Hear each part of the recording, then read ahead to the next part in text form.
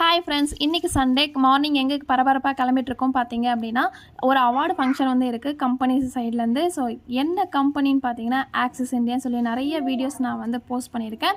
So அங்கே வந்து ஒரு அவார்டு ஃபங்க்ஷன் வந்து இருக்குது, அதுக்காக தான் கிளம்பிகிட்ருக்கோம். ஸோ ஒரு வழியாக கிளம்பி ரெடி ஆகி அவார்டு ஃபங்க்ஷனுக்கு வந்து வந்தாச்சு. இங்கே வந்து பார்த்தீங்க அப்படின்னா நம்மளோட ஃபோட்டோஸும் போட்டு ஒரு பேனர் வந்து போட்டிருந்தாங்க. இது பார்க்கும்போது மனசுக்கே ரொம்ப ஒரு ஹாப்பியாக இருந்தது.